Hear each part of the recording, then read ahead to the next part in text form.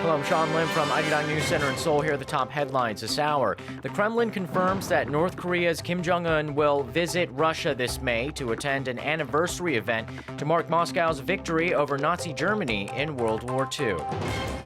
On today's After 10, we focus on the growing underground economy in North Korea. Stay with us. And there is a familiar face. It's Sean Lim, who partners with me on Primetime News. Primetime News begins now. Korea to take in order to... Arirang's Primetime News has a segment that provides in-depth analysis of the day's hot topics with experts and people of interest.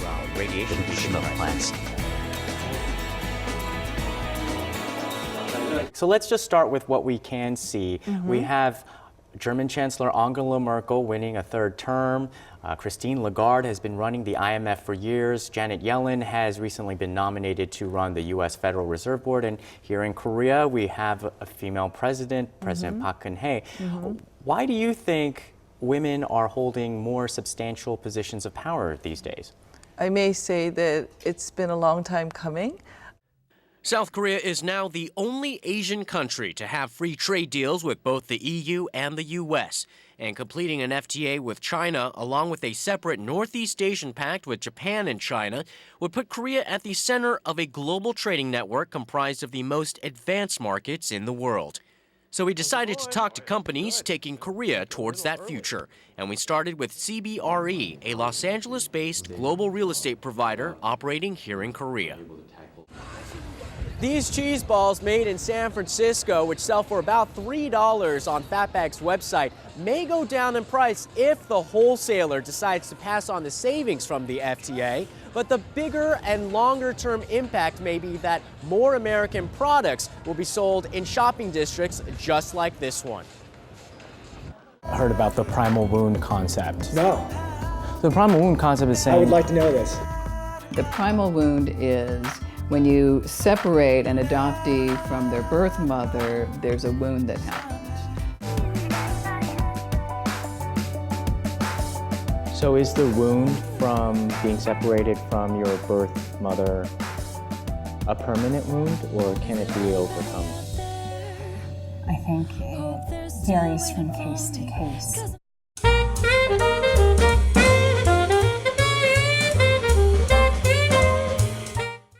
You may be just breaking out your winter clothes, but Seoulites who attended Seoul Fashion Week are already looking at what's ahead for Spring-Summer 2014.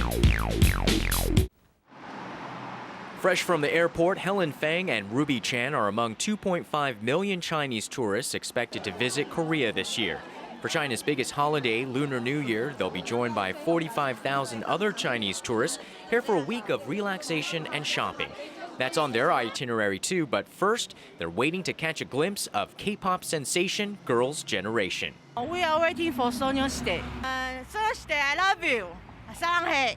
Bolstered by a rising economy and a stronger yuan, an explosion of Chinese tourists hoping for a taste of the good life are choosing to visit Korea, and they're expected to drop $100 million this holiday season to do it. Sales to Chinese tourists are expected to more than double this year. Last year, among our top two demographics, it was about 40% Chinese and 60% Japanese. This year, we expect it to be about 50-50. The Korea Tourism Organization says Chinese tourists are now the top spenders among foreign tourists. Each Chinese tourist spent over $1,500 on each trip last year.